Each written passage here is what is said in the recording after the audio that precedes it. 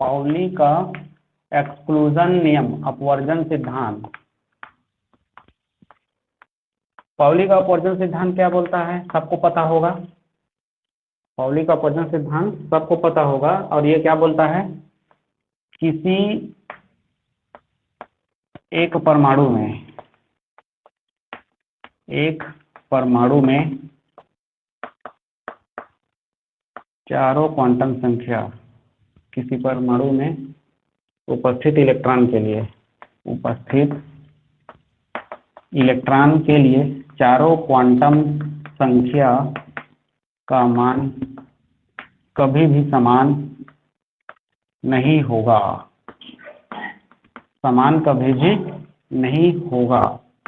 ये इसका कथन था। एक परमाणु पर लेना है और उसके विभिन्न कक्षकों के बीच में अपने को बात करना है। कोई एक परमाणु है, उसके विभिन्न कक्षक होंगे, उस विभिन्न कक्षक में इलेक्ट्रॉन उपस्थित होगा, और उस उपस्थित इलेक्ट्रॉन के लिए चारों क्वांटम संख्या का मान कभी भी समान नहीं होगा। आप जैसे देखना चाहो, जैसे कभी मैं फ्लोरीन का एग्जांपल लिया था, फ्लोरीन 9, अगर इसका एग्जांपल लेते हैं तो यहाँ पर ये 1s हो गया, ये 2s, और ये आपका 2p है।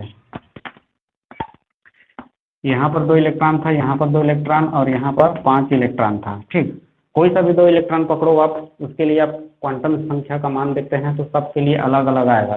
3 क्वांटम भले ही समान हो सकते हैं, लेकिन चौथा क्वांटम नंबर जरूरी है, आवश्यक है, ये भिन्न होगा ही होगा। आप कैलकुलेट करके देख लो, अगर मैं यहीं से पकड़ता हूँ, एक ही उपकक्षक से अगर लेता हूँ दोनों इलेक्ट्रॉन को, तो क्या वैल्यू आता है। ठीक, अगर मैं ये पहले इलेक्ट्रॉन के लिए बात करूँ और ये दूसरे इलेक्ट्रॉन के लिए बात करता हूँ, तो यहाँ पर n का वैल्यू क्या मिलेगा, 2 है, 2p में है दोनों, यहाँ पर 2 और यहाँ पर भी 2 आएगा, क्योंकि दोनों इलेक्ट्रॉन 2p में ही है, तो इसलिए n बराबर 2 हो गया। l बराबर देखते हैं तो p कक्षक में है, p कक्षक के लिए हम क्या लेते हैं, 1 लेते हैं, तो यहाँ भी 1 हो गया। m के लिए बात करते हैं, तो m के लिए आप ओरिएंटेशन देखेंगे, इधर +1 और इधर -1, दोनों 0 में है, ये 0 ये 0। ठीक, ये तीनों यहाँ पर हो गया क्या, समान। लेकिन चौथा में देखते हैं तो आप क्या लोगे, ऊपर के लिए आप प्लस लेते हो और नीचे के लिए माइनस लेते हो, तो ये वाला क्या हो गया, डिफरेंट हो गया। यही इसके पाउली का अपवर्जन नियम का, अपवर्जन सिद्धांत का ये डायग्राम है। या हाँ बेटा, हाँ ठीक ठीक, मैं आ रहा हूँ, चलो। तो इस प्रकार से इसको निकालना है आपको, इसको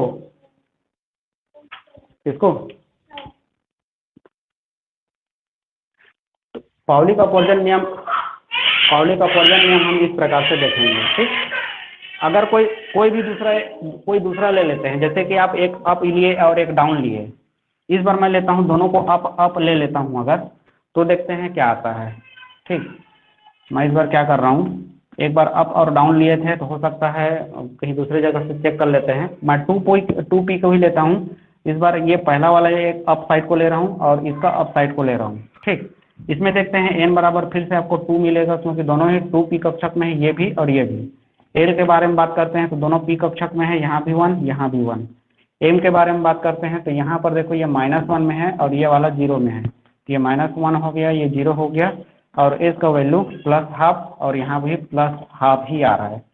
तो यहाँ पर 3 क्वांटम नंबर तो सेम हो सकता है, लेकिन चौथा है जरूरी है, यहाँ पर डिफरेंट होगा ही होगा। तो आप कोई सा भी इसी प्रकार से आप ड्रॉ करके देखिएगा, 3 क्वांटम नंबर हो सकता है सेम आ जाए, लेकिन चौथा डिफरेंट आना ही आना है। यहाँ पर से देखोगे आप, तो यहाँ से भी कोई एक उठा लेते हैं, यहाँ से भी मैं अप साइड को ले लेता हूँ। ठीक, तो n बराबर यहाँ पर क्या मिल रहा है आपको, n बराबर 2 ही मिल रहा है। ठीक, l बराबर यहाँ पर s है, तो s के लिए क्या लिखेंगे, 0 लिखेंगे। m के लिए यहाँ पर क्या हो जाएगा, 0 हो जाएगा, और s के लिए आप प्लस को लिए हो, ऊपर को लिए हो, तो ये हो जाएगा +½ तो यहाँ पर 2 डिफरेंट हो गया। ठीक, देखिए यहाँ 2 2 और यहाँ पर ++, तो यहाँ पर 2 डिफरेंट हो गया। तो इसी को बोला गया है पाउली का अपवर्जन सिद्धांत। आई होप क्लियरली समझ में आ गए होगा ये क्या बोलता है। अब इसका क्वांटम थ्योरी की तरफ अपने को नहीं बढ़ना है, सिर्फ इतना ही 12वीं बेस पे आप देख रहे हो, तो इतना ही समझना है आपको, और इसी पर ये क्वेश्चन आपका सॉल्व हो जाएगा। ठीक, तो पाउली का एक्सक्लूजन प्रिंसिपल क्या बोल रहा है, किसी एक परमाणु पर बात करना है, उसके विभिन्न कक्षकों में उपस्थित इलेक्ट्रॉन के बारे में बात करना है। किसी एक परमाणु में उपस्थित विभिन्न कक्षकों में इलेक्ट्रॉन जो प्रेजेंट है, उसके लिए चारों क्वांटम संख्या का मान कभी भी समान नहीं हो सकता है। ज़्यादा से ज़्यादा 3 क्वांटम नंबर पॉसिबल हो, समान हो जाए, लेकिन चौथा अवश्य है कि ये डिफरेंट ही होगा। ये है पाउली का एक्सक्लूजन नियम। अब देखते हैं अगला, अबाउ का सिद्धांत। अबाउ सिद्धांत क्या बोलता है? वैसे अबाउ कोई आदमी तो नहीं था, कोई साइंटिस्ट नहीं था, ये एक वर्ड होता है लैटिन में और इसी को बोला जाता है, ये जर्मन वर्ड है और ये इलेक्ट्रॉन मतलब ये ऊर्जा क्रम को एक क्रमबद्ध तरीका होता है इसका अबाहु का बढ़ता हुआ क्रम। तो ये अबाहु प्रिंसिपल जो है, अबाहु सिद्धांत, ये आपको ऊर्जा भरने के क्रम को बताएगा, इलेक्ट्रॉन के भरने का क्रम, किसमें? किसी ऑर्बिटल में। और इसके अनुसार से क्या बोला गया है, कोई इलेक्ट्रॉन उस कक्षक में पहले जाएगा जिसकी ऊर्जा कम हो, तो ऊर्जा के बढ़ते हुए क्रम में इलेक्ट्रॉन को भरा जाना है, इलेक्ट्रॉन को भरना है। ये इसके आधार पर हो गया, ठीक। और इसके आधार पर ये फिर क्या बनाता है, वो चार्ट बनाता है जिसको आप देखो होगे 1s, फिर यहाँ पर 2 के बारे में 2s2p लेते हैं, ये 1s हो गया, 2s2p, फिर 3s बनाओगे, यहाँ पर p बनाओगे और ये 3d बनाओगे। इसी प्रकार से देखे हैं और यहाँ पर ड्रॉ करते हुए चलते हैं इस प्रकार से। तो यह बाहु रूल पे आप इसी प्रकार से देखे होंगे, लेकिन हम उस रूल पर नहीं चलते हैं और जैसे आपको ऐसे तो रट्टा होगा, फिर भी देख लेते हैं। और यहाँ पर हम देखते हैं n+l रूल, इसको बोरबरी रूल भी बोला जाता है, इसको बोरबरी रूल। और इस आधार पर हम बोलते हैं n+l का मान आपको ऊर्जा क्रम के बारे में जानकारी देगा, ऊर्जा क्रम के बारे में जानकारी, ये आइडिया देता है इसके बारे में, ठीक। जिसके लिए मान कम होगा, कम मान कम ऊर्जा, ज़्यादा मान ज़्यादा ऊर्जा, इस प्रकार से लेना है। मतलब ये आपको एक आइडिया देगा। अगर n+l का मान 2 कक्षकों के लिए अगर समान आ जाए, n+l का मान अगर 2 कक्षकों के लिए समान आ रहा है, तो आपको कम ऊर्जा किसको चुनाव करना है? कम ऊर्जा के लिए अपने को n देखना है, n को देखना पड़ेगा और इसमें आपको देखना है n का मान कम हो, n का मान कम ऊर्जा, इसी प्रकार से आपको इसको लेना है, ठीक। समझ में आया ये n+l रूल? क्लियर कर लेते हैं इसको। जैसे कि मैं देखता हूँ यहाँ पर 1s है, 2s है, 2p है, 3s है, 3p है, 3d है, ठीक। मैं इतना वहीं क्लियर करके देखता हूँ आता है कि नहीं आता है। यहाँ पर देखो n+l के आधार पर देखो कि कितना आएगा, ये 1 + 0 = 1, यहाँ पर 2 + 0 = 2, 2 + 1 = 3, 3 + 0 = 3, 3 + 1 = 4, 3 + 2 = 5, ठीक। समझ में आया क्या क्या हूँ? n+l करते जा रहा हूँ, s मतलब 0, p मतलब 1, d मतलब 2, आप देख चुके हैं क्वांटम संख्या में। तो यहाँ पर ये 1 मिला, ये 2 मिला, 3 मिला, ये भी 3 मिल रहा है देखो, और ये 4, ये 5। तो आप देखो यहाँ पर ये 3 है और यहाँ पर 3 है। n+l 2 कक्षकों के लिए समान हो गया। तो हम अब कम ऊर्जा वाला कक्षक किसको बनाएंगे? तो जिसका n का वैल्यू छोटा होगा उसको हम कम ऊर्जा वाला बनाएंगे। तो दोनों में कंपेयर करेंगे 3s और 2p। तो यहाँ पर देखो n का वैल्यू यहाँ पर 2 है, यहाँ पर 3 है, तो n का मान यहाँ पर कम है, इसलिए 2p की ऊर्जा 3s से कम होगी। क्लियर हो रहा है n+l रूल? अगर 2 कक्षकों का मान समान आता है n+l का मान, तो अपने को जहाँ पर n का वैल्यू छोटा रहेगा उसको कम ऊर्जा लेना है, और जिसके लिए n का वैल्यू ज़्यादा होगा उसको हम उसका ऊर्जा ज़्यादा लेंगे। एक बार और बताइए ना। इसमें देखो मैं क्या बोल रहा हूँ, n+l रूल में हम n+l का मान चेक करेंगे। जिसके लिए n+l का मान कम होगा उसकी ऊर्जा कम होगी, और जिसके लिए n+l का मान ज़्यादा होगा उसकी ऊर्जा ज़्यादा होगी। सिंपल भाषा में आप यही समझिए इसको, ठीक। फिर मैं बोल रहा हूँ, अगर n+l का मान ऐसा, कई बार कंडीशन ऐसा फंस जाता है कि 2 कक्षकों के लिए n+l का मान समान आ जाता है, बराबर आ जाता है, तो उस कंडीशन में आप कम ऊर्जा किसको बनाओगे, कौन से कक्षक को, और ज़्यादा ऊर्जा वाला कक्षक किसको बनाओगे? तो उसके लिए क्या बोल रहे हैं, अगर ऐसा कंडीशन फंस गया जिसके लिए n प्लस एल का मान अगर बराबर आ जाता है, तो अपने को चेक करना है जिसके लिए n का मान कम हो, कम ऊर्जा के लिए n को देखना है, और n का मान कम ऊर्जा वाला होगा। n का मान जिसके लिए कम है, जैसे कि इसमें देखो यहाँ पर 2p है, तो यहाँ पर n का वैल्यू 2 है, और यहाँ पर 3s में देखते हैं n का वैल्यू 3 है, लेकिन n प्लस एल का मान यहाँ भी 3 मिल रहा है, n प्लस एल का मान यहाँ भी 3 मिल रहा है। तो अपने को इसमें से दोनों में चुनाव करना है किसकी ऊर्जा कम है।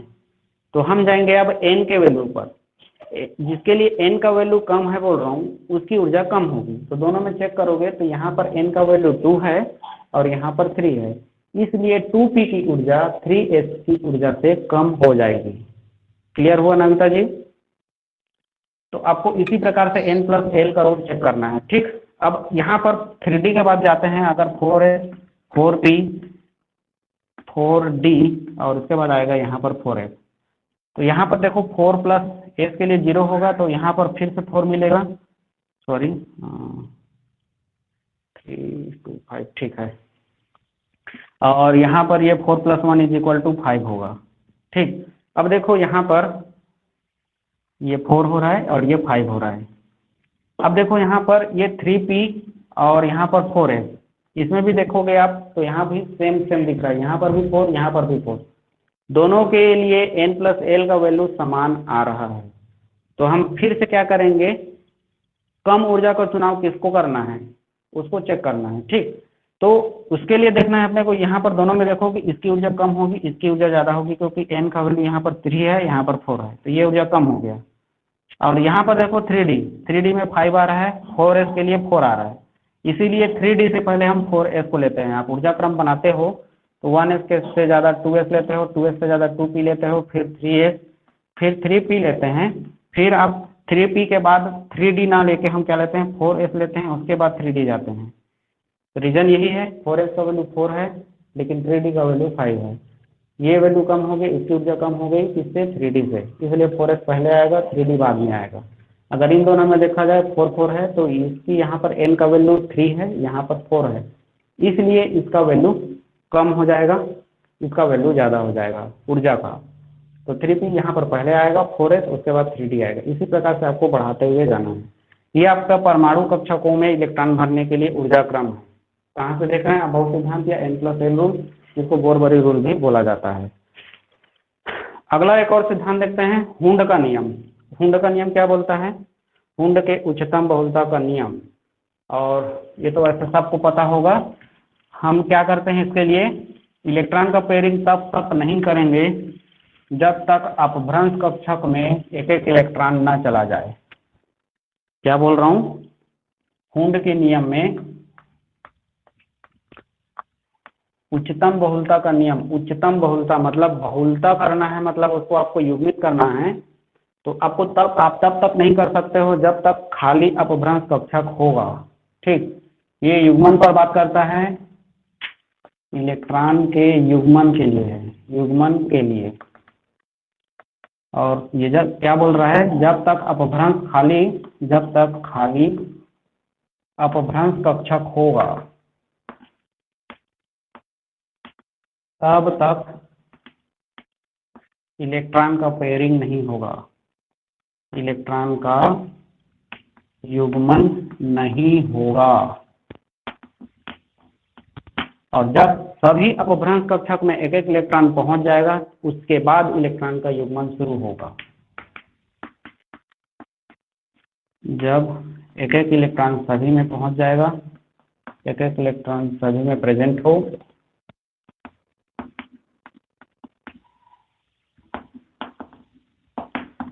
तभी युग्मन शुरू होगा।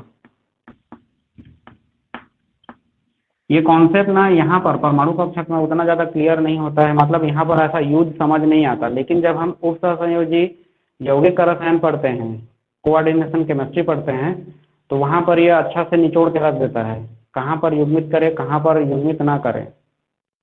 आपके 12वीं लेवल पर वैसे तो कुछ काम आने वाला नहीं है, अगर सेट और नेट का तैयारी करते हैं तो अच्छा खासा निचोड़ के रख देता है, पूरा का पूरा आंसर गलत कर देता है। हुंड का रूल अगर अच्छा से अप्लाई करना नहीं सीखे तो पूरा आंसर खराब कर देगा। तो वैसे तो कुछ कॉन्सेप्ट में है नहीं ज़्यादा, यहाँ पर क्या बोला जा रहा है, जब तक आपके पास अपभ्रंश कक्षक है तब तक इलेक्ट्रॉन का युग्मन नहीं कर सकते। अगर मैं एस के कक्षक के बारे में बात करता हूँ तो इसमें कोई भी अपभ्रंश कक्षक नहीं है, 2 इलेक्ट्रॉन अगर है आपके पास तो पहले एक इलेक्ट्रॉन डालें फिर दूसरा इलेक्ट्रॉन डालें। अगर पी कक्षक है आपके पास और आपके पास 4 इलेक्ट्रॉन, मान लेते हैं 2 इलेक्ट्रॉन है, पहले 2 इलेक्ट्रॉन मान लेते हैं, ये पी कक्षक है तो 2 इलेक्ट्रॉन आप ऐसे भरोगे, पहले सभी अपभ्रंश कक्षक में एक एक इलेक्ट्रॉन डालोगे। 3 इलेक्ट्रॉन है तो यहाँ पर एक और डालोगे। अगर 4 इलेक्ट्रॉन है तो आप ऐसे नहीं भर सकते इसको, सबसे पहले आप एक एक अपभ्रंश कक्षक में डालोगे। आप अपभ्रंश कक्षक मतलब समान ऊर्जा वाला कक्षक, पहले एक एक इलेक्ट्रॉन जाएगा। अब 3 इलेक्ट्रॉन हो गया, जब तक एक एक इलेक्ट्रॉन सभी में प्रेजेंट ना हो तब तक आप इलेक्ट्रॉन का युग्मन नहीं कर सकते।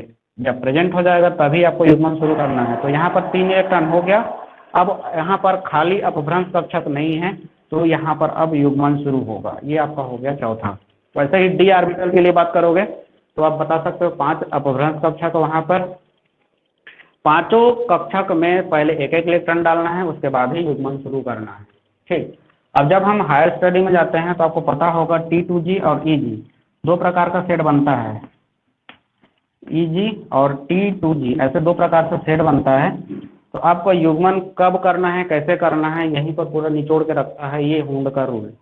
ठीक, जब हम CFSE निकालते हैं, क्रिस्टल फील्ड स्टेबलाइजेशन थ्योरी, आपको कब पेयरिंग एनर्जी लेना है, कब पेयरिंग एनर्जी के बारे में बात नहीं करना है, पूरा घुमा कर रखता है यहाँ पर।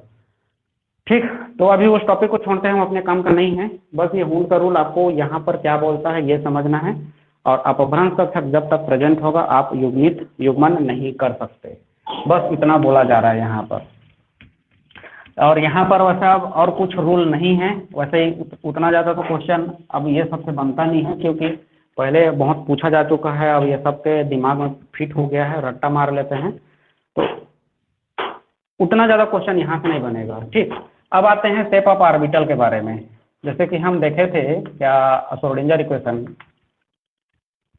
इक्वेशन देखे थे, वहाँ से अपने को एक फंक्शन मिला था जिसको हम साई के नाम से जाने थे, और ये साई आपको पूरा डाटा निकाल के देता है। और डाटा कैसे निकालता है, जहाँ पर ऊर्जा घनत्व आपको मिलेगा जिसको हम प्रोबेबिलिटी डेंसिटी के नाम से देखे थे, और प्रोबेबिलिटी डेंसिटी में हम देखे थे psi square is equal to psi star d tau क्या है, ये सब के बारे में मैं डिस्कस कर चुका हूँ। ठीक, तो उस आधार पर देखते हैं ये साई स्क्वायर आपको इसका भौतिक सार्थकता होता है, यही बात करते हैं, साई का कोई भौतिक सार्थकता नहीं होता, फिजिकल सिग्निफिकेंस इसका होता है। और यहाँ से हम एक एनर्जी डेंसिटी निकालते हैं, उसी एनर्जी डेंसिटी जहाँ पर है उसको हम ऑर्बिटल बोलते हैं, और जहाँ पर ये ऑर्बिटल प्रेजेंट है वहाँ पर इलेक्ट्रॉन का डेंसिटी पाया जाता है। ऐसा कुछ यहाँ पर देखते हुए चलते हैं। और जहाँ पर ओवरऑल यहाँ से समरी क्या निकल के आ रहा है, जहाँ पर ऊर्जा घनत्व है वहाँ पर इलेक्ट्रॉन के पाए जाने की प्रायिकता ज़्यादा है, और उसी को हम ऑर्बिटल के नाम से जानते हैं। अब यहाँ पर हम 4 प्रकार से ऑर्बिटल देखे, जिसमें से 3 का स्टडी हम मेनली करते हैं SPD के बारे में। तो एस कक्षक की आकृति, अब आकृति आपको पता होना चाहिए, जब हम इसका ओवरलैपिंग कराएंगे, एस कक्षक, पी कक्षक और डी कक्षक का ओवरलैपिंग जब होगा तो कौन कौन सा बॉन्ड बनेगा, ये सब के बारे में जानना जरूरी है। तो पहले हम देख लेते हैं एस कक्षक की आकृति मतलब शेप के बारे में बोला जा रहा है। एस कक्षक का, एस ऑर्बिटल का शेप, तो ये होता है सिमेट्री में होता है ये सिमेट्रिकल राउंड शेप, सममित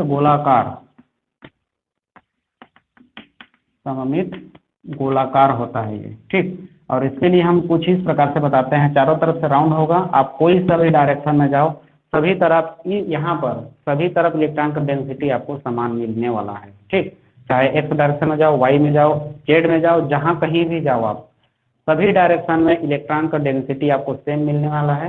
इसलिए इस आकृति का जो शेप होता है वो सिमेट्रिकल राउंड शेप बोला जाता है, सममित गोलाकार बोला जाता है। दूसरा देखते हैं पी कक्षक, पी ऑर्बिटल के बारे में। तो पी ऑर्बिटल का आकृति आप जानते हैं क्या होता है, डमरू के शेप में होता है, डंबल शेप बोलते हैं इसको। और डंबल शेप के लिए हम क्या बोलते हैं, डमरू का शेप कुछ इस प्रकार से होता है, बस यही कक्षक की आकृति होती है। तो इसमें आप देखोगे ध्यान से, इसको इस प्रकार से ड्रॉ किया जाता है। अब ये 3 ओरिएंटेशन देखे थे, अब फिर से मैं वापस क्वांटम नंबर में जा रहा हूँ। यहाँ पर हम क्वांटम नंबर में अगर m का वैल्यू देखे थे, m का कोई वैल्यू आपको नहीं मिला था, वो था 0, ठीक। और m के लिए एक वैल्यू मिला है जिसको हम 0 के नाम से जानते हैं, लेकिन p कक्षक के लिए m के 3 वैल्यू मिलते हैं, -1, 0 और +1। इसी को हम px, py और pz के नाम से जानते हैं। एक्चुअल में pz ये होता है और py ऐसा लिया जाता है, लेकिन आप 12वीं लेवल में पढ़ रहे हो, आपका एग्जाम इस लेवल पर होगा, इसलिए आप इसको py मानना और इसको pz मानना। हायर लेवल में जाते हैं तो 0 को pz लिया जाता है। आपका एग्जाम 12वीं लेवल पर होना है, इसी को आप आधार मानकर चलिएगा, ठीक। तो m के 3 मान मिलते हैं, -1, 0 और +1। इसको हम px, py, pz के नाम से जानते हैं। मतलब यहाँ पर 3 ओरिएंटेशन है p कक्षक के, और ये तीनों ओरिएंटेशन x, y, z में है। तो यहाँ पर आप जब इसको ड्रॉ करोगे तो कुछ इस प्रकार से मिलेगा, ये x डायरेक्शन हो गया, ये y डायरेक्शन हो गया। तो ये जो कक्षक है ये px डायरेक्शन में ओरिएंटेड है, इसलिए हम इसको px बोलेंगे। अगर ये कक्षक y डायरेक्शन में ओरिएंटेड है, ये y डायरेक्शन में ओरिएंटेड है, तो हम इसको py बोलेंगे। अगर यही कक्षक z डायरेक्शन में ओरिएंटेड है तो हम इसको pz के नाम से जानेंगे। आप इसको कहीं भी बना सकते हो, जरूरी नहीं है कि y ऊपर होता है, z इधर होता है, बाहर ये x ऐसा होता है, वो सब भूल जाओ, ठीक। x डायरेक्शन आपको यहाँ पर एक्सिस देखना है, क्या लिखा है उस एक्सिस में, वही उसका नाम होगा। x एक्सिस में दिया है तो px होगा, y एक्सिस में दिया है तो py हो जाएगा, और ये z एक्सिस में दिया है तो pz हो जाएगा। अब इसमें देखते हैं, इसको अच्छा से ध्यान से देखो, इसको अच्छा से ध्यान से देखते हैं। एक को मैं मिटा देता हूँ और इसको मैं फिर से बनाता हूँ, ठीक। मैं फिर से आता हूँ साई स्क्वायर पर। साई स्क्वायर में हम बोले जहाँ पर इलेक्ट्रॉन ऊर्जा का घनत्व तो ज़्यादा है, उसको हम कक्षक के नाम से जानते हैं, ठीक। तो अब देखो ये साई स्क्वायर का ये वैल्यू है, ये किसका वैल्यू है, ये साई स्क्वायर का वैल्यू है। और देखते हैं ये वाला एरिया में, इस वाले एरिया में ऊर्जा का घनत्व तो ज़्यादा है, इसलिए इसका शेप कुछ ऐसा मिला है अपने को। लेकिन ये वाला पॉइंट, ये वाला जो पॉइंट देख रहे हैं, यहाँ पर ऊर्जा का घनत्व 0 है। मतलब यहाँ पर हम बोल सकते हैं इलेक्ट्रॉन के पाए जाने की प्रायिकता 0 होगी। जहाँ पर इलेक्ट्रॉन के पाए जाने की प्रायिकता 0 होती है, इलेक्ट्रॉन की प्रोबेबिलिटी 0 है,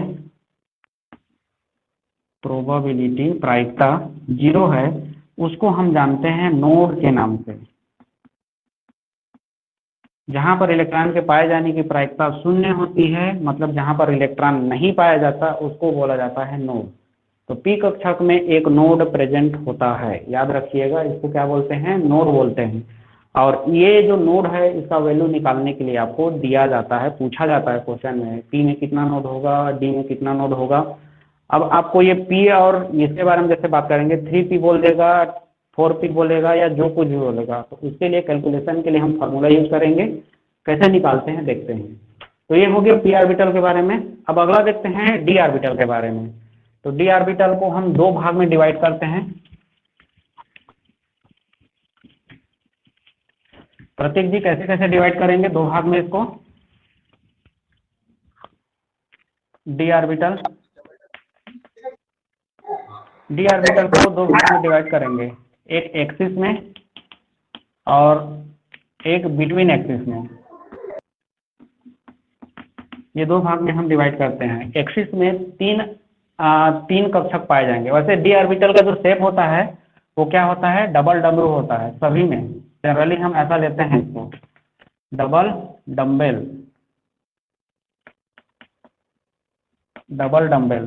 इसको बोलते हैं दोहरा डमरू, या जो भी आप बुक में पढ़े होंगे, डबल डमरू लेना है, 2 बार डमरू लेना है। तो ये होता है d ऑर्बिटल का शेप। इसको 2 भाग में डिवाइड कर रहे हैं, एक एक्सिस में और बिटवीन एक्सिस, 2 प्रकार से बांटते हैं। तो बिटवीन एक्सिस में देखते हैं तो 2 आपको ऑर्बिटल मिलेंगे। बिटवीन एक्सिस में मतलब 3 ऑर्बिटल मिलेंगे यहाँ पर, और ये कुछ ऐसा होगा, एक डमरू हो गया, ये दूसरा डमरू हो गया। फिर अगला लेते हैं, एक ये डमरू हो गया और ये दूसरा डमरू हो गया। वैसा ही यहाँ पर एक और ऑर्बिटल मिलेंगे आपको, ये 3 डमरू, और यहाँ पर एक्सिस में आपको 2 ऑर्बिटल मिलेंगे, एक आपको ऐसा मिलेगा,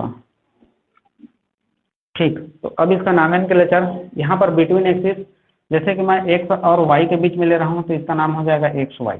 ठीक, यहाँ पर एक्स जेड लेता हूँ, एक्स और जेड के बीच में होगा, और यहाँ पर मैं वाई और जेड के बीच में लेता हूँ तो ये हो जाएगा वाई और जेड। ठीक, तो इसमें जो एक्सिस आपका ये एक्सिस देख रहे हैं, एक्सिस के ठीक बीचों बीच में है, इसलिए इसको बिटवीन एक्सिस बोल रहा हूँ। बिटवीन एक्सिस में, एक्सिस के बीचों बीच में है, दो एक्सिस के बीच में, इसमें तीन ऑर्बिटल मिलेंगे, d x y, d y z और डी एक्स जेड, ये तीन ऑर्बिटल मिलेंगे। ठीक, इसमें देखते हैं तो ये ठीक एक्सिस में होता है, जहाँ एक्सिस है वहीं पर इसका ओरिएंटेशन होता है, और ये होता है एक्स और वाई में। इसका जो नॉमेनक्लेचर होता है, नामकरण, ये d x square minus y square होता है, और ये वाला डी जेड स्क्वायर। एक डमरू होगा और एक राउंड शेप होता है ठीक बीचों बीच में। ठीक, तो ये जो होता है ये डी जेड स्क्वायर है, ये जेड एक्सिस हो गया और इधर एक्स वाई जो भी ले लो आप। तो इस प्रकार से ये 5 ऑर्बिटल होते हैं, जिसमें से 3 बिटवीन एक्सिस में होगा। अब ये बिटवीन एक्सिस ठीक बीचों बीच होता है, ठीक बीचों बीच होता है, और इसको आप देखोगे तो ये आपका 90 डिग्री का एंगल बनाता है, जिसके ठीक बीचों बीच में है। तो एक साइड आपका 45 हो जाता है और दूसरे साइड भी 45 हो जाएगा। तो ये जो ऑर्बिटल का ओरिएंटेशन होता है, ये 3 जो बोल रहा हूँ, ये आपका 45 डिग्री के एक्सिस में होता है। ठीक, दो अक्षों के मध्य 45 डिग्री 45 डिग्री पर ये 3 अक्ष पाए जाते हैं, 3 कक्षक पाए जाते हैं। दो अक्षों के मध्य 45 डिग्री पर ये 3 कक्षक पाए जाते हैं, जी एक्स वाई, वाई जेड और एक्स जेड, और ये ठीक बीचों बीच में, मतलब ये ठीक अक्ष पर होता है, ये x square minus y square और डी जेड स्क्वायर। ठीक, इसका यूज हम फिर से कोऑर्डिनेशन केमिस्ट्री में करते हैं, यहाँ पर वैसा इसका यूज ज़्यादा समझ नहीं आता है। जब हम कोऑर्डिनेशन केमिस्ट्री पढ़ेंगे, और ये यहाँ पर 12वीं लेवल पर भी काम में आने वाला है। ठीक, तो ये ध्यान रखिएगा, 3 यहाँ पर ये अलग होता है और ये अलग होता है, और इसी को आप बाद में T2G सेट बोलते हो, और इसको आप EG सेट के नाम से जानते हैं। ठीक, जब हम इसका सिमेट्रिकल स्टडी करते हैं, जैसे कि आप नेट और सेट के लेवल में पढ़ते हैं, तो आप पॉइंट ग्रुप थ्योरी पढ़ते हैं।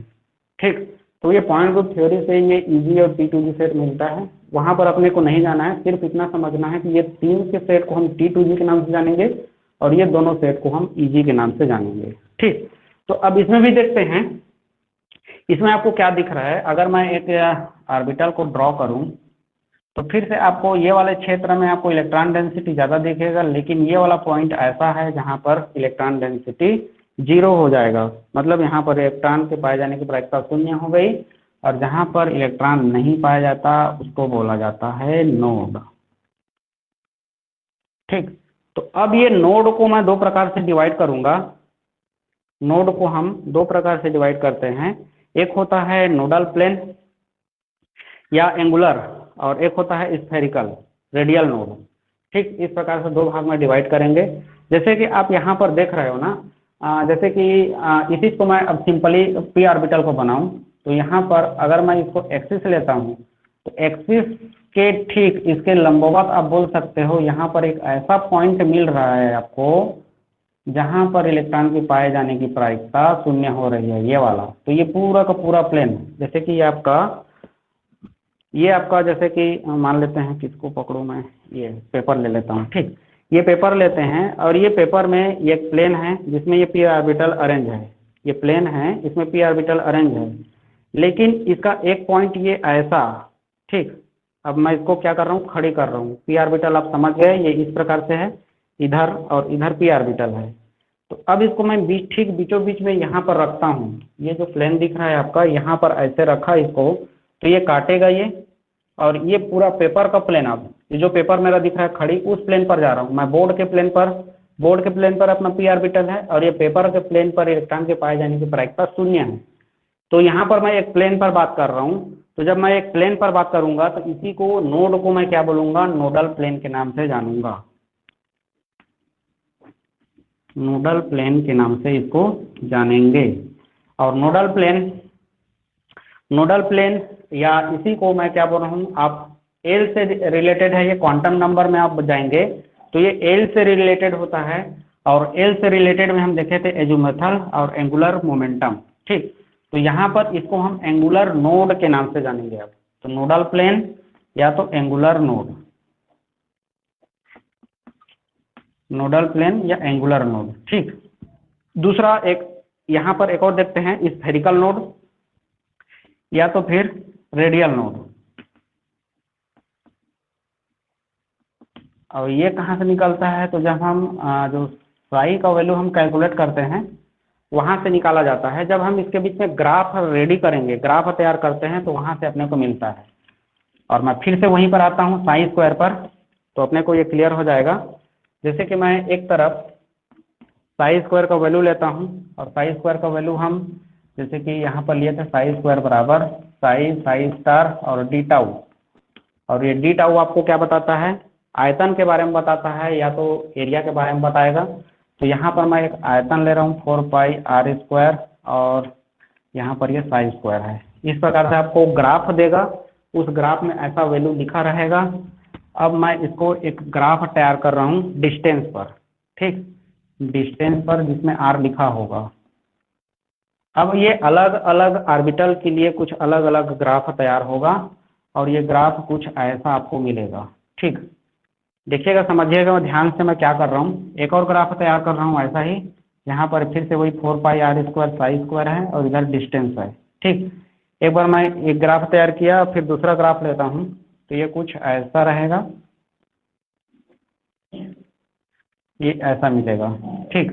ये आपका होगा जहाँ से स्टार्टिंग होता है ऑर्बिटल। जैसे कि मैं 1s लेता हूँ, ठीक, ये 1s हो जाएगा, 2s 2p, 3s 3p 3d, ठीक। ये ऑर्बिटल, एस ऑर्बिटल 1 से स्टार्ट होता है, तो ये 1s के लिए होगा। दूसरा p ऑर्बिटल 2 से स्टार्ट होता है, तो ये 2p के लिए होगा। 3d ऑर्बिटल 3 से स्टार्ट होता है, तो 3d के लिए होगा। ये जो ग्राफ है, आप समझ रहे हो ना क्या बोल रहा हूँ। जो ऑर्बिटल जिस नंबर से स्टार्ट होगा मुख्य क्वांटम संख्या से, उस ऑर्बिटल के लिए ऐसा ग्राफ अपने को मिलने वाला है। जैसे कि एस ऑर्बिटल 1 से स्टार्ट होता है, तो ये 1s होगा। p ऑर्बिटल 2 से स्टार्ट होता है, तो 2p के लिए आपको ऐसा ही मिलेगा। और d ऑर्बिटल 3 से स्टार्ट होता है, तो 3d के लिए आपको ऐसा मिलने वाला है, ठीक। दूसरा मैं यहाँ पर एक और जो ग्राफ बनाया हूँ, ये दूसरा वाला कंडीशन है। एक आपको मिल चुका है, उसके बाद दूसरा वाला है ये। जैसे कि मैं 2s के लिए लूँ, 2s के लिए लूँगा, ये 1s और ये दूसरा, ये आपका 1s दिखा रहा है, ये आपका 2s दिखा रहा है, ठीक। ये 1s और ये 2s, तो ओवरऑल ये 2s ऑर्बिटल के लिए आपको ग्राफ इस प्रकार से मिलने वाला है। अब इसमें देखोगे, ये आपका क्या है, साई स्क्वायर, जिसमें आप ऐसा लिए हो, और इसको मैं बोला हूँ ऊर्जा घनत्व। और यहाँ पर देखते हैं ऊर्जा घनत्व बढ़ रहा है फिर घट रहा है, मतलब यहाँ पर ऊर्जा घनत्व 0 हो गया, मतलब इलेक्ट्रॉन के पाए जाने की प्रायिकता फिर से खत्म हो गई, 0 हो गई। मतलब ये आपका क्या हो जाएगा, नोड वाला कंडीशन होगा। तो आप देखोगे जैसे कि ये नाभिक है, ये आपका 1s है, ये आपका 1s है, उसके बाद कहीं इधर 2s होगा, ठीक, यहाँ पर 2s होगा। तो ये आपका ग्राफ वही बता रहा है, यहाँ से आप नाभिक से स्टार्ट हुए और ये गए यहाँ पर, और फिर आते गए ये 0 हो गया, फिर धीरे धीरे बढ़े, आप यहाँ पर हाई में गए, फिर 0 हो गया। वही ग्राफ यहाँ पर बताया गया है। ये आपका 1s जहाँ पर इलेक्ट्रॉन के पाए जाने की प्रायिकता ज़्यादा है, यहाँ पर 2s, और दोनों के बीच में एक नोड है, तो यहाँ पर ये आपका ये क्या हो जाएगा, नोड हो जाएगा। ऐसा कुछ यहाँ पर इस ग्राफ को हम ड्रॉ करते हैं। ये 2s के लिए हो गया, वैसा ही यहाँ पर आप क्या बता सकते हो, 3p के लिए बता सकते हो, क्योंकि ये 2p हो जाएगा और ये 3p होगा। समझ में आ रहा है पॉइंट। तो ऐसा ग्राफ आपको हो सकता है पूछा जाए, तो आपको समझना है, अगर सिंगल पिक दिया है तो जो ऑर्बिटल जहाँ से स्टार्ट हो रहा है उस ऑर्बिटल के लिए वैलिड होगा। अगर डबल पिक दिया हुआ है तो एक उससे पहले ऑर्बिटल होगा, उसके बाद ये दूसरा नंबर वाला को बता रहा है। 3 पिक देगा तो 3 के लिए हो जाएगा, ठीक। तो आपको ये ध्यान में रखना है। तो इस प्रकार से ये नोड, और तो यहाँ पर मैं क्या बोल रहा था, रेडियल नोड के बारे में। तो यहाँ पर ये जो नोड दिख रहा है ना, इसी को हम रेडियल नोड के नाम से जानते हैं। तो एक नोडल प्लेन हो गया जो आप ऑर्बिटल से निकाले, और यहाँ पर एक ऊर्जा घनत्व से निकाल रहे हैं, जिसको हम स्फेरिकल या रेडियल नोड के नाम से जान रहे हैं। तो इसको कैलकुलेट कैसे करना है, इसका वैल्यू हम कैसे निकालते हैं, ये बात करते हैं। तो एंगुलर नोड के लिए मैं अभी बोला, इसको एंगुलर मोमेंटम से एंगुलर नोड जो आपको मुख्य द्विगांशी क्वांटम संख्या से निकालते हैं और जिसका हम वैल्यू लेते हैं एल। तो जो एल का वैल्यू होगा वही आपका एंगुलर नोड होगा। और दूसरा है स्फेरिकल नोड या रेडियल नोड। तो हम क्या करेंगे, यहाँ पर n माइनस एल करेंगे और इसमें एक और माइनस करते हैं, तो ये आपका रेडियल नोड मिल जाएगा। और अगर टोटल नोड के बारे में पूछा जाए आपको, तो आपको दोनों को जोड़ देना है, n minus L minus 1 plus L, दोनों को जोड़ दिए, ये हो गया आपका रेडियल, ये हो गया आपका एंगुलर, दोनों को जोड़ दिए, माइनस और ये प्लस ओवरऑल कैंसिल, तो आपको मिलेगा 1 माइनस n माइनस 1। ये आपका टोटल नोड हो जाएगा। ये आपका टोटल नोड है, ये आपका रेडियल नोड और ये आपका एंगुलर नोड।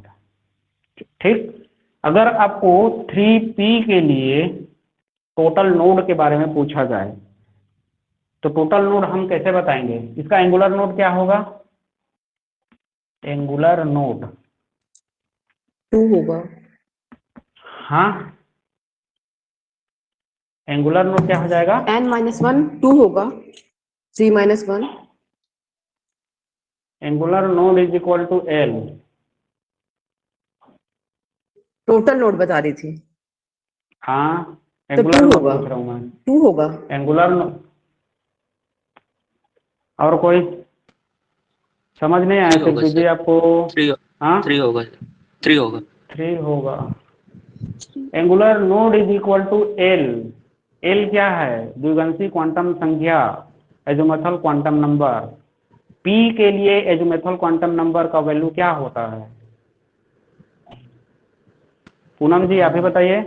1 तो क्यों मिस कर रहे हो आप इसको? मैं साफ साफ बोल रहा हूँ यहाँ पर angular node is equal to l, और यहाँ पर एल कोई कैलकुलेशन नहीं करना है, सिर्फ 4 ही वैल्यू याद रखना है। एस है तो 0, पी है तो 1, डी है तो 2, एफ है तो 3। कोई कैलकुलेशन में फंसना ही नहीं है अपने को, रट्टा मार दो इसको। तो angular node is equal to l, तो यहाँ पर 3p के लिए एंगुलर नोड क्या होगा? 1 होगा। 4p के लिए क्या होगा? 1 होगा। 2p के लिए क्या होगा? 1 होगा। सब के लिए क्या होगा? एंगुलर नोड 1 होना है। तो ये जो ऑर्बिटल है वहीं पर आपको मिलने वाला है। और कुछ देर पहले मैं आपको यहाँ पर बताया भी था, सिर्फ ये एक पॉइंट है जहाँ पर इलेक्ट्रॉन के पाए जाने की प्रायिकता 0 है। तो यहाँ पर एक मिल रहा है, इसीलिए angular node is equal to 1। अगर डी के लिए ध्यान से देखो आप, तो यहाँ पर एक प्लेन बनेगा, ठीक, एक प्लेन यहाँ पर बन जाएगा, और दूसरा आप यहीं पर फिर से एक ड्रॉ करोगे तो यहाँ पर एक प्लेन बनेगा, ठीक। तो दो यहाँ पर क्या मिलने वाला है आपको? एंगुलर नोडल प्लेन मिलने वाला है। तो डी के लिए एल का वैल्यू क्या आएगा? अगर 3D के लिए बात करूं तो 3D के लिए एंगुलर नोड क्या हो जाएगा? 2 2 हो जाएगा, क्योंकि एक आपको यहाँ पर मिल रहा है और एक नोडल प्लेन आपको यहाँ पर मिल रहा है। 2 नोडल प्लेन हैं, इसलिए इसके लिए हम 2 लेंगे, और वही आपका डी के लिए एल का वैल्यू होगा, ठीक। तो आज चाहे यहाँ पर कोई सा भी डी दे रहा है, सीधा सीधा उसके लिए 2 होगा। एस के लिए 0 होगा, पी के लिए 1 होगा, डी के लिए 2 होगा, एफ के लिए 3 होगा, ठीक। इसको कोई कैलकुलेशन नहीं करना है। अब बात करते हैं स्फेरिकल या रेडियल नोड के लिए, तो हम इसमें एक और माइनस करेंगे, और उसको हम यहाँ से देख चुके हैं। अगर मैं 1s के लिए बात करूँगा तो कोई नोड नहीं होगा, यहाँ पर 2p के लिए बात करूँगा तो यहाँ पर भी कोई नहीं मिलेगा, लेकिन यहाँ पर देखेंगे तो आप निकाल सकते हो, ठीक। इससे देखो, और ये जो फॉर्मूला है उसको क्रॉस चेक कर लो आप। एंगुलर नोड समझ में आ गया? सीधा सीधा जो ऑर्बिटल दिया है वही आपका एंगुलर नोड होगा। यस। चलो अब देखते हैं रेडियल नोड के बारे में। रेडियल नोड, मैं अगर इसमें से कोई सा भी उठाता हूँ 1s, तो आपको फॉर्मूला है n माइनस एल माइनस 1 से निकालना है अब। तो 1s के लिए क्या होगा? 1s के लिए n बराबर 1, l के लिए 0, माइनस 1 इज इक्वल टू 0। समझ में आया? 0 हो गया। देख लो यहाँ पर कोई Yes. नोड नहीं है। 2p के लिए मैं बात Yes. करूँ, 2p के लिए मैं क्या करूँगा? n is equal to 2, l is equal to 1, और माइनस 1 करूँगा, फिर से क्या हो गया? 0। देख लो इसके लिए भी 2p के लिए कोई नोड नहीं है। 3d के लिए Yes. भी बात करोगे तो भी वही आंसर आएगा। 3 माइनस d के लिए 2, l का मान -1 किए, फिर से 0। आप यहाँ से देखो या तो फॉर्मूला से निकाल के देखो, आंसर वैसा ही मिलेगा। मैं इसमें से चेक कर लेता हूँ 2s 3p से। अगर मैं 2s रखता हूँ तो अब देखो यहाँ पर n के लिए 2 हो गया, l का वैल्यू s के लिए होता है 0 - 1 = 1। देखो यहाँ पर एक नोड है। वैसा ही 3p के लिए बात करूँ तो ये हो जाएगा 3 - 1 - 1 = 1। फिर से वही एक नोड मिलेगा। पॉइंट क्लियर हो रहा है? आप ये ग्राफ से देखो, चाहे आप ये फॉर्मूला से निकाल कर देखो। आप इजी आपके लिए ये रहेगा कि आप फार्मूला को याद रखिएगा। अगर आपको ग्राफ पूछा जाता है तो नोड आप निकाल सकते हो, रेडियल नोड ही रहता है यहाँ पर। उस नोड को चेक कर लो कितना नोड उसमें दिया हुआ है, उस ऑर्बिटल के लिए वो ग्राफ वैलिड हो जाएगा। सर ये ग्राफ को एक बार बताएंगे क्या? और ग्राफ को एक बार और बताऊं? मैं आपको ये बोला हूँ, जैसे कि आप यहाँ पर रेडियल नोड निकाल रहे हैं, मैं नोड से यहाँ पे फॉर्मूला से समझाने की कोशिश करता हूँ इस बार। तो अगर मैं कोई सा नहीं भी सर, रेंडमली फॉर्मूला समझ आ गया सर, फॉर्मूला फॉर्मूला समझ आ समझ में गया। आ ये गया। ग्राफ तो यहाँ पर देखो 3p के लिए देखोगे, फॉर्मूला से समझ में आ रहा है। तो यहाँ पर 3p के लिए रेडियल नोड कितना मिल रहा है? 1 मिल रहा है।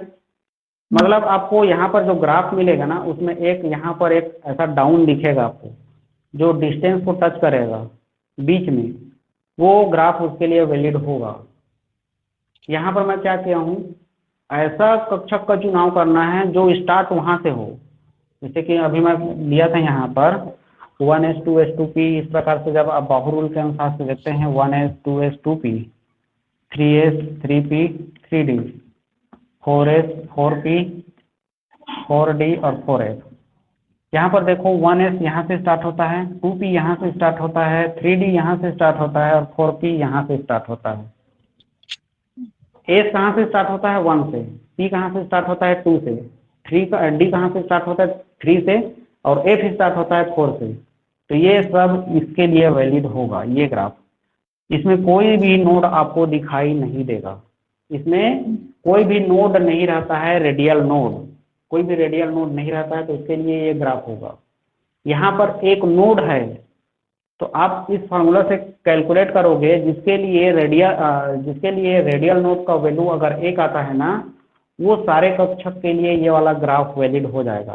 क्लियर हो रहा है? अब इस फार्मूला से आप कैलकुलेट करके देखते हैं, अगर जिसके लिए रेडियल नोड का वैल्यू 1 आता है तो उसके लिए ये वाला ग्राफ वैलिड होगा।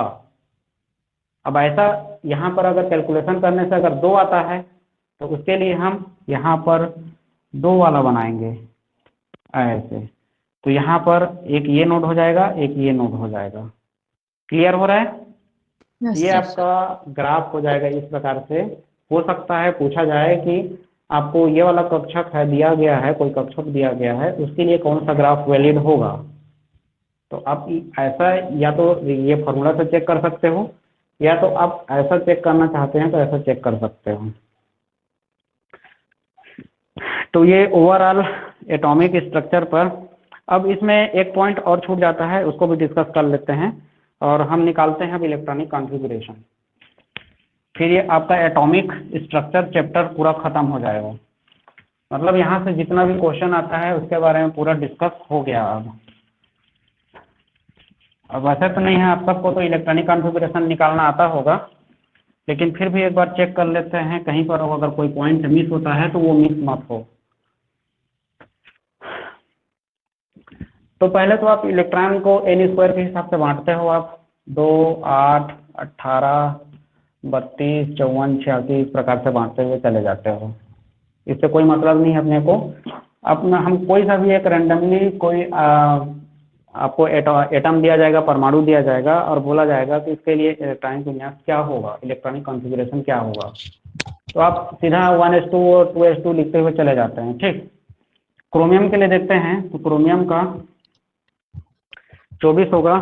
चलो मैं इसी पर बात कर लेता हूँ, पहले डी ब्लॉक के एलिमेंट पर बात कर लेता हूँ और इसको देख लेते हैं, क्योंकि ये फिर से अपने को बाद में मिलेगा तो उसका डिस्कस मैं यहीं पर कर लेता हूँ। Scandium, titanium, vanadium, chromium, manganese, छूट गया क्या? नहीं, फेपोनी, कॉपर और जिंक। 3 3 6 3 9 10। ठीक हो गया। यहाँ पर देखते हैं 21, ये 22, ये 23, 24, 25, 26, 27, 28, 29 और ये 30।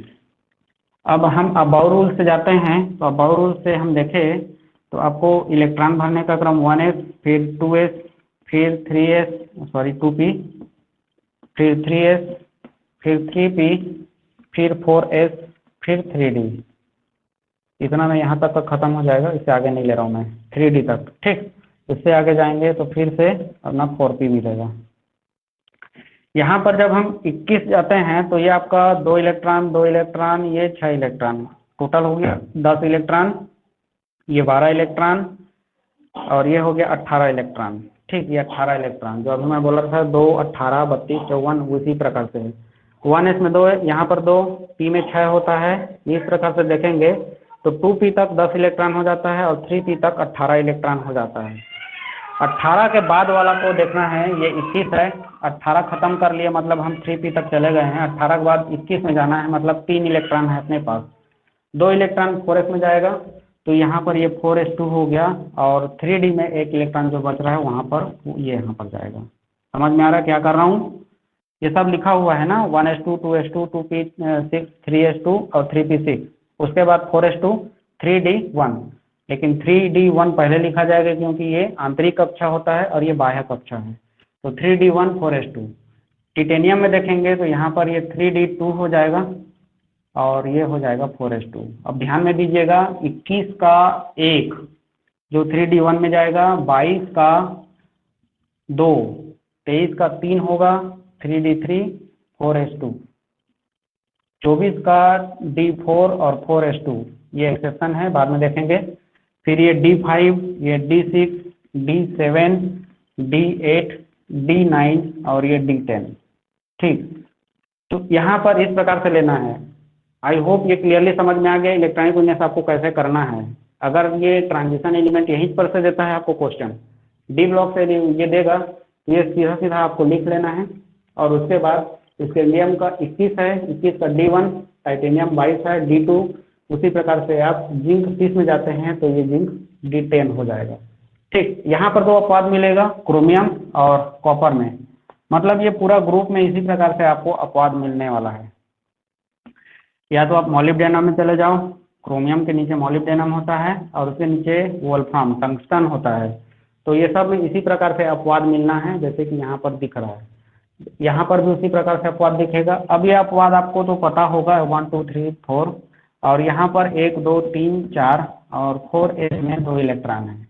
यहाँ से 1 इलेक्ट्रॉन यहाँ पर अगर आ जाए तो ये भी हाफ फील्ड स्टेबिलिटी महसूस करता है, इसलिए 4s से 1 इलेक्ट्रॉन को 3d में ले लेता है और ये भी हाफ फील्ड हो जाता है और ये भी हाफ फील्ड स्टेबिलिटी महसूस करता है। और ये अपना इलेक्ट्रॉनिक विन्यास रेगुलर से फिर अलग होकर एक्सेप्शनल होकर इस प्रकार से आपको मिलेगा। मतलब ये जो 3d4 था वो 3d5 हो गया और 4s2 था वो अब 4s1 हो गया। वैसा ही कहानी यहाँ पर है। यहाँ पर भी अगर पूरा भर जाता है यहाँ पर कक्षक, इसलिए जो पहले ऐसा था ये 9 इलेक्ट्रॉन 3d में 9 इलेक्ट्रॉन और 4s में 2 इलेक्ट्रॉन था, वो ऐसा ना होकर 1 इलेक्ट्रॉन यहाँ से निकलकर यहाँ पर आ जाता है और ये फुलफिल हो जाता है 3d और 4s ये हाफ फील्ड स्टेबिलिटी। इस प्रकार से एक्सेप्शनल यहाँ पर मिलेगा और कॉपर के लिए 3d10 और 4s1 होगा। तो ऐसा यहाँ पर एक्सेप्शनल मिलता है, इसको ध्यान में रखिएगा। ठीक, अब ये मैं क्यों बता रहा हूँ, ये सब आपको पता होगा इसलिए मैं बता रहा हूँ इसको। अगर इसका पीरियोडिक टेबल पर अगर बात करते हैं, पीरियोडिक टेबल पर जाओगे तो ये कौन से सीरीज में आता है, ये 4th नंबर के सीरीज में आता है। इसके ऊपर में 3 सीरीज और हैं, 3 पीरियड और हैं। 3 पीरियड और हैं, वो कौन कौन सा है? हीलियम, यहाँ पर देखेंगे लास्ट में दिखाई दे रहा है हीलियम, उसके नीचे नियान, उसके नीचे आर्गन और यहाँ पर आएगा क्रिप्टॉन, ये वाला में। तो ये तीन पीरियड जो ऊपर में है उसका ऑक्टेट या ऑर्बिटल फुलफिल होता है। अगर ऑर्गन के बारे में बात किया जाए, मैं इसके लिए लेता हूँ स्कैंडियम के लिए ना, पूरा लिख देता हूँ 1s2 2s2 2p6 3s2 p6 और 3d1 4s2, ये स्कैंडियम के लिए है। आर्गन के लिए देखेंगे ये होता है 18 18 के लिए बात करोगे 1s2, 2s2, 2p6, 3s2 और 3p6, ये हो गया आपका 18, जो कि मैं पहले बोल चुका हूँ। तो ये आपका स्कैंडियम था 21 और ये आपका आर्गन है 18। दोनों को कंपेयर करोगे तो ये आपका बिल्कुल सेम आर्गन के जैसे दिख रहा है।